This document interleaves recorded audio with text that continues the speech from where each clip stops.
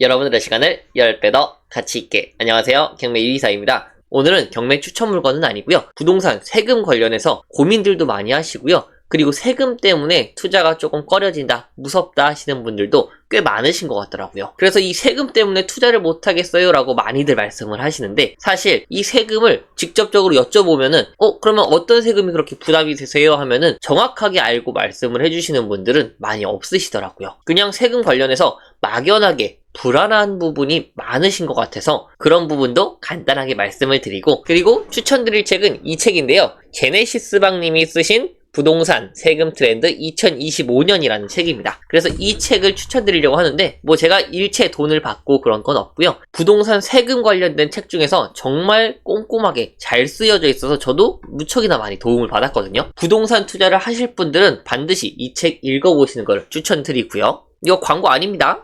네, 광고 아니에요. 제가 읽어봤는데 정말 많이 도움이 됐다라고 느껴서 추천을 드리는 거고요. 이 세금, 이게 부동산뿐만 아니라 경매도 마찬가지입니다. 경매도 세금이 거의 반이다 싶을 정도로 중요한 부분을 차지하는데요. 일단 부동산 세금하면 대표적으로 취득세가 있겠고요, 그리고 종부세, 그리고 양도세가 있겠죠. 그 이외에는 증여세 정도가 되겠죠. 그래서 거의 이 4개가 세금 폭탄을 맞는 주요한 경우라고 볼 수 있겠습니다. 그래서 세금을 한번 보시면은 취득세 같은 경우에는 1.1%부터 13.4%까지 세금이 다양하게 부과가 되는데요. 일단 무주택자 같은 경우에는 상관없습니다. 무조건 1.1%다 라고 보시면 될 것 같아요. 무주택자분이 1주택을 취득할 때 조정대상 혹은 비조정대상 지역에 관계가 없이 전부 다 1.1%, 대신 이제 가격이 높아지면 최대 3.3%까지는 취득세가 나올 수 있다 라고 말씀을 드리고요. 그래서 무주택자분이 투자하실 때는 전혀 취득세 걱정은 안 하셔도 된다 라고 말씀을 드리고, 이제는 2주택자부터 문제가 되는데, 이 책에서 2주택자 투자할 때 무척이나 주의해야 될 부분을 잘 말을 해줬는데요. 이게 2주택자가 단순히 1.1%가 취득세가 부과될 수 있지만, 어떤 물건은 8.4%까지 취득세가 거의 8배로 뻥튀기가 될 수가 있습니다. 그럼 만약에 예를 들어 10억짜리 물건이었어요. 그럼 난 이거 취득세 1100만원인 줄 알고 취득을 했는데 실제로는 1100만원이 아니라 8400만원을 달라고 하는 겁니다. 취득세로요. 그러면은 내가 예상치 못하는 비용이 거의 7천만원 가까이 늘어났죠. 그게 비조정 대상과 그리고 조정 대상 지역을 취득할 때의 차이인데요.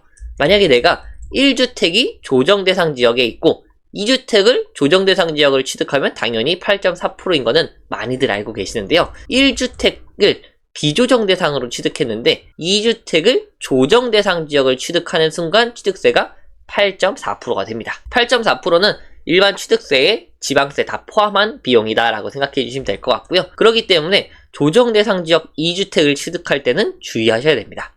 이런 부분들을 많이 모르시는 분들이 있거든요. 그래서 책에 자세하게 적혀놓은 부분이 있어가지고 무척 인상 깊었다라고 말씀을 드리고, 그리고 3주택 이상부터는 이것도 조정대상 지역이냐 비조정대상 지역이냐에 따라 달라지지만 8.4%에서 그리고 12.4%, 그리고 대형 평수 같은 경우에는 13.4%, 1%가 더 붙어서 이렇게까지 취득세가 부과가 됩니다. 그렇기 때문에 나의 주택수의 상황에 맞춰가지고 다른 주택을 투자하실 때 참고하실 때도 무척이나 도움이 많이 되실 거다라고 말씀을 드리고요. 다음으로는 보유세와 종부세 걱정을 정말 많이 하시던데, 사실 종부세는 거의 부과가 될 일이 없다라고 보시면 됩니다. 요번 정권으로 바뀌면서 종부세 부담이 훨씬 많이 완화가 되었고요. 이 제네시스방님의 절세 노트에 따르면은 시세가 한 40억 이하 정도면은 크게 걱정할 부분은 없다라고 합니다. 이게 종부세 계산 공식에 따라 가지고 계산을 명확하게 잘 해놓으셨는데, 실제로 40억 이하면은 종부세가 막 몇천만 원 나온다 그런 걱정은 안 하셔도 될 것 같습니다. 마찬가지로 보유세도 제 수강생분들이 정말 많이 말씀을 하시는데, 종부세랑 마찬가지로 말씀을 하시는데요. 사실 이게 반포에 2채 갖고 있다, 아파트 2채 갖고 있지 않는 이상 보유세랑 종부세가 크게 나올 일은 없다고 보시면 될 것 같아요. 그래서 보유세 같은 경우에는 해봤자 몇백만 원에서 한 1000몇백만 원, 1년에 그 정도 한번 나온다 라고 보시면 될 것 같고요.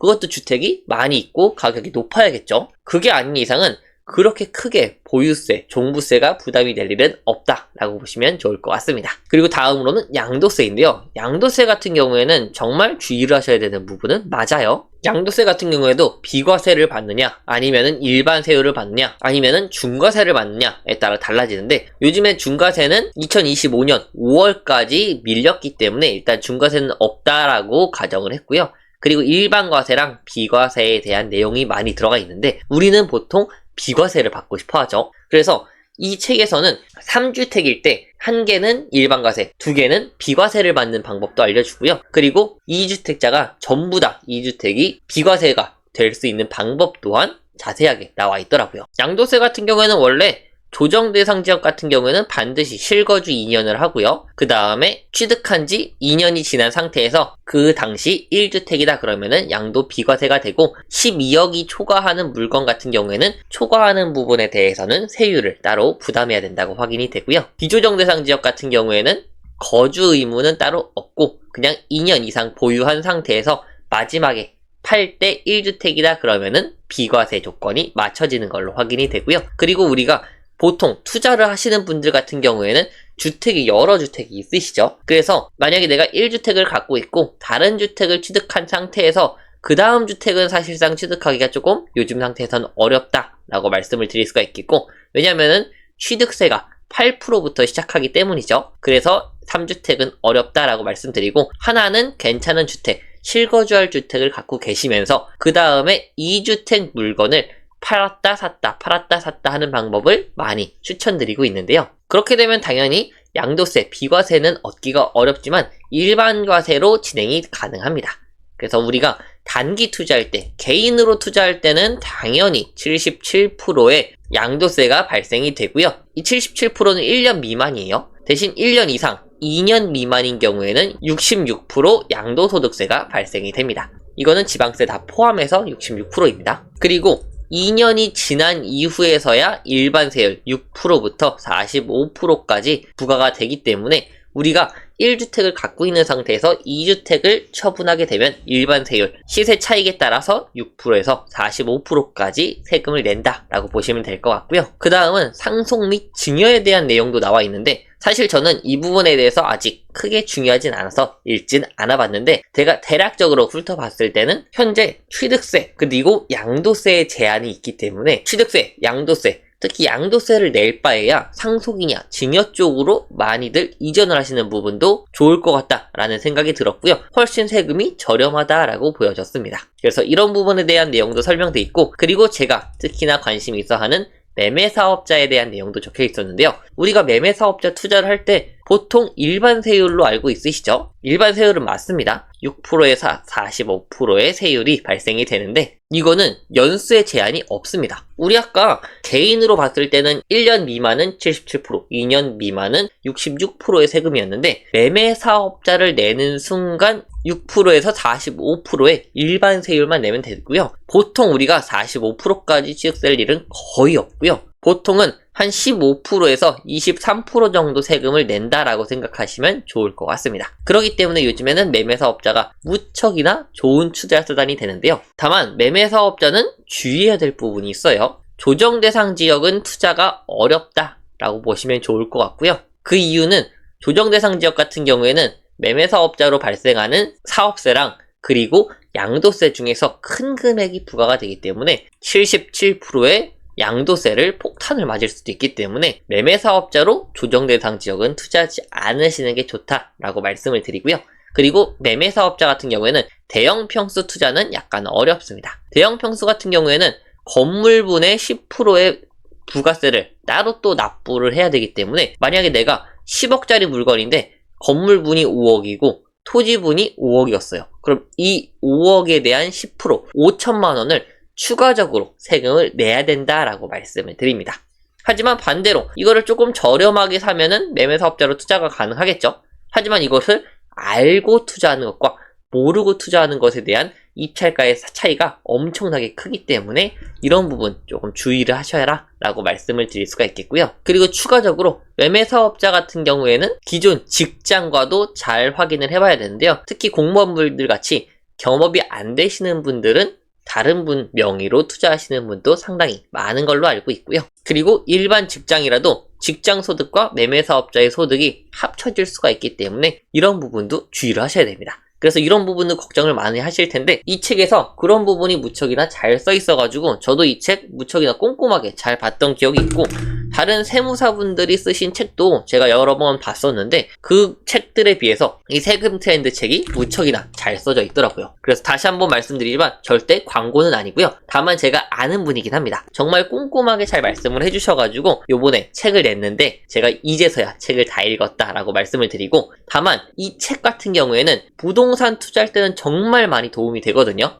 하지만 부동산 초보자분들이 바로 읽기에는 약간 어려우실 수가 있을 겁니다. 그래서 부동산 투자를 어느 정도 하신 분들께 추천드리거나 아니면은 나한테 맞는 부분만 쏙쏙 집어서 읽어보시는 것을 무척 추천드릴 것 같아요. 그래서 부동산 세금 관련해가지고 정말 많은 변화들이 있었고, 그리고 현재도 세금 때문에 투자가 제한되는 물건들도 상당히 많은데요. 아는 만큼 보인다는 말 많이들 알고 계시죠? 부동산 세금도 마찬가지입니다. 세금을 아는 만큼 투자 방법이 보이기 마련이에요. 세금을 모르면은 오히려 불안하기 때문에 투자를 더 못하게 되거든요. 근데 이 세금을 공부하고 배우게 되면은 훨씬 더 투자할 수 있는 방향과 투자의 첫 단추를 잘 맞출 수 있게 되기 때문에 저는 세금 무조건 공부하시는 것을 추천드립니다. 왜냐면은 제가 맨 처음에 부동산 투자를 했을 때 세금을 잘 몰라가지고 투자 방향성을 조금 헤맸던 기억이 있거든요.